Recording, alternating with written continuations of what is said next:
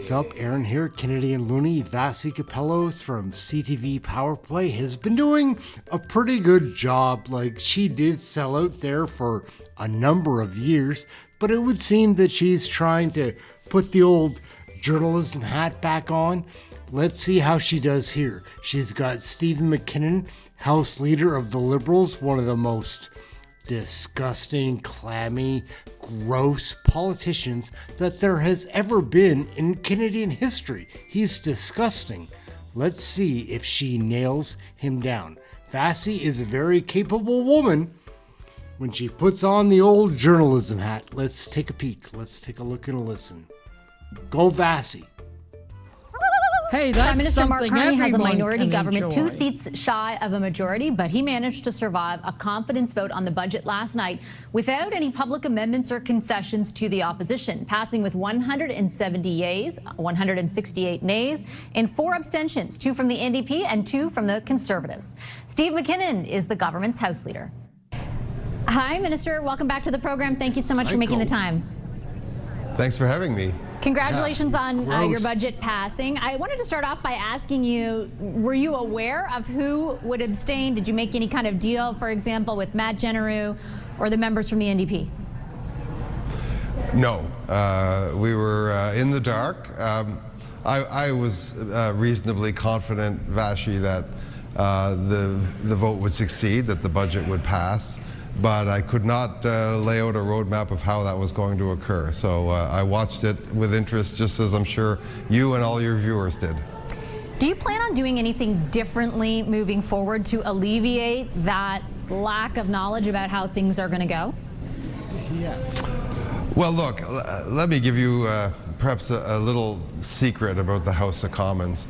I think once people, as I think back over the events of the last 24 hours, I think people, as they realize that a vote is going one way or another, ensure that the vote is tight, or the vote reflects a certain freedom or liberty to protest without perhaps having the consequences, such as causing a Christmas election. So I think that's why you saw a tight vote. I can point to other votes where we've attracted the support of this party or that party, and we'll continue to take that on a case-by-case basis. Sure. I think the reason I'm asking about this vote in particular is because should it have not gone forward, we would be facing a very different situation as Canadians, potentially looking down the barrel of an election. And I think in particular, as I listened to the opposition parties today, the NDP and the Bloc, both of whom described you and your government as immovable around this budget. I wondered, is that in the spirit of a minority parliament? And wouldn't Canadians expect something different?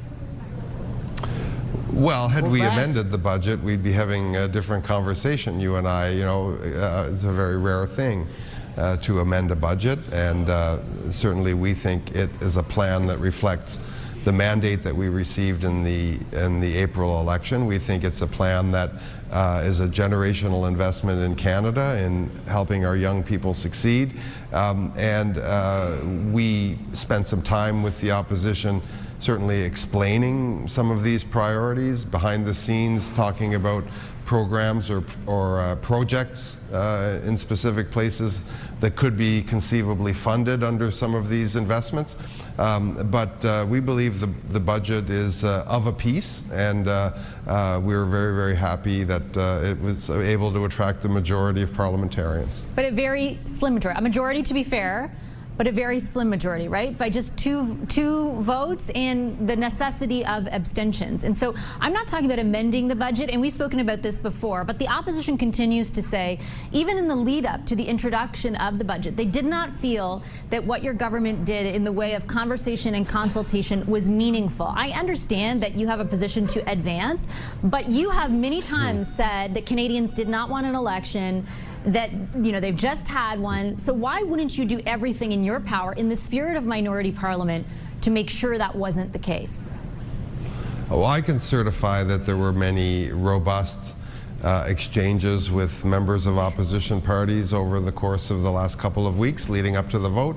I can assure everyone that we've heard out the Conservatives, the New Democrats, the Bloc Québécois, on the things that are important to them. We were able to point to things in the budget that would in fact satisfy some of those concerns.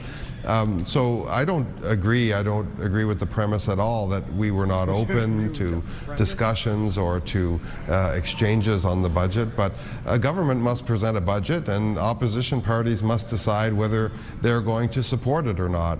This is a time-worn tradition in Canada, and we're very, very gratified that after all of those discussions and those exchanges that more parliamentarians voted for the budget than those who voted against it. I do want to ask about a couple of things in the budget now that it will advance, in particular in relation to something that I know matters to many of your constituents, and that is the cuts to the public service. The union representing the public service is on the Hill today. They're talking to MPs. If I could ask you bluntly, Minister, how many public servants currently employed will lose their jobs? Well, we don't know the answer to that question. The fact is that there is natural attrition. It's hard to predict, although there are, of course, historical patterns. There will be a voluntary retirement package that people will be able to access, and that may well accelerate retirements and hence avoid layoffs. I've said, I think to you and others in recent times, Vashi, that I believe that the impact on people in voluntary departures will be minimal, and that is certainly a desirable thing. We believe in our public service, we believe in their contributions, and we have a lot of work to do. So we're going to be counting on a robust, rejuvenated public service as we deliver this very exciting set of programs and initiatives to Canadians.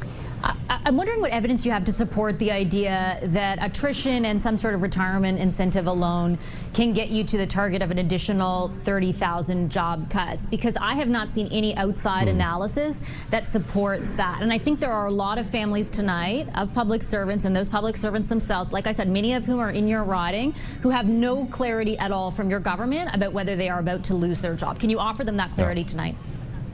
Well, one job loss is too many, and we want to avoid those. And I would just, in terms of perhaps resetting your question just a little bit, we've already gone through, and the budget gathers up some reductions and restraint that has occurred already in the past 12 to 18 months.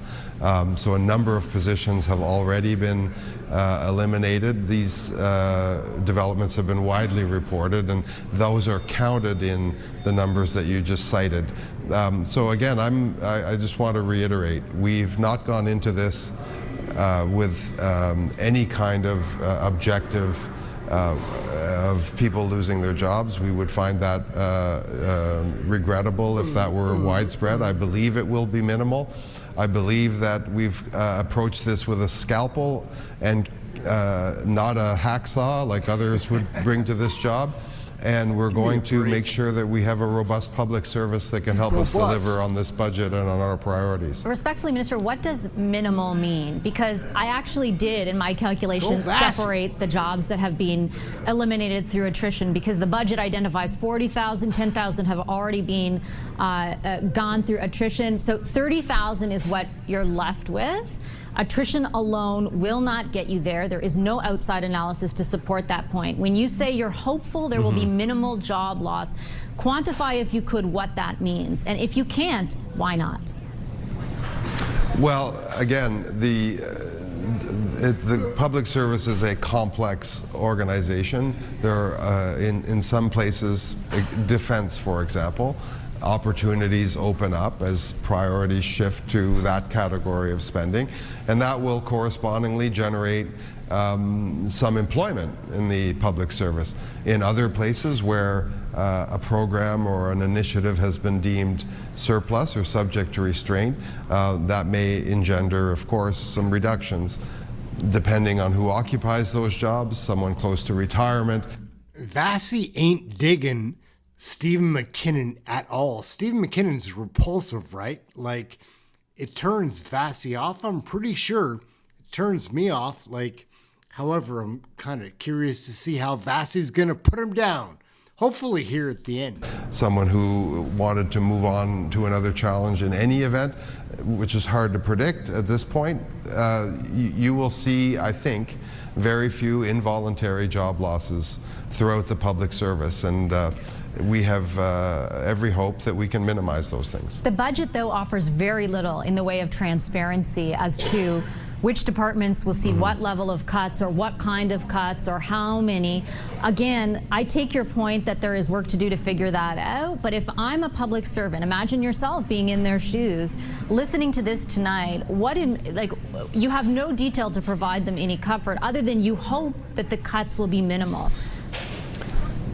Well, I have no trouble putting myself in their shoes because I live among them. They're my neighbors, they're my friends. I speak to public servants every day. I respect and value the work that they do, and I understand that these cause uncertainty. We have a plan.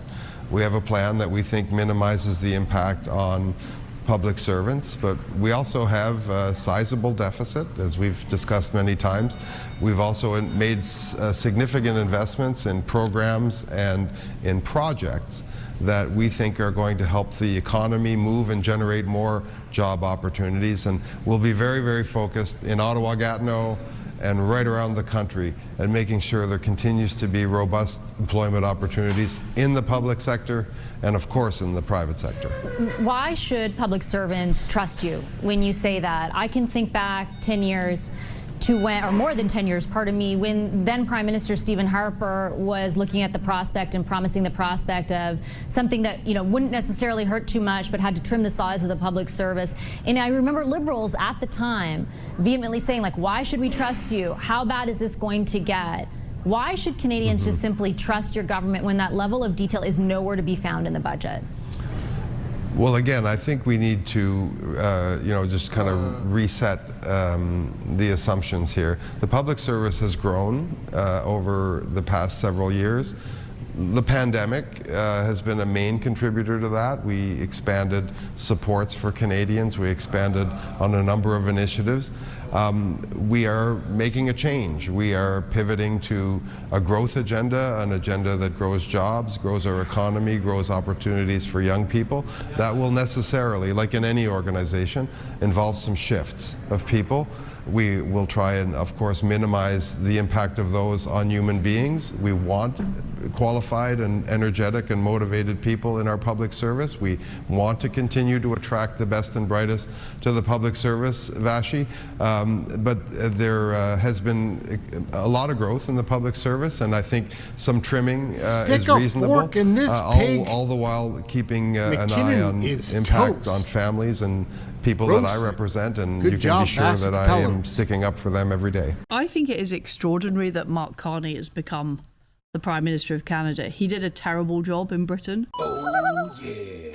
We'll wrap it up right there, gang. Did Vassy do a good job? In your opinion, is Steve MacKinnon the most repulsive of all the politicians? They're all kind of gross, right? But Steve MacKinnon has a different climminess about him. There's something just disgusting and repulsive about that man. Anyhow, for now, Aaron, Canadian Looney, we work hard here. We cover Canadian federal politics.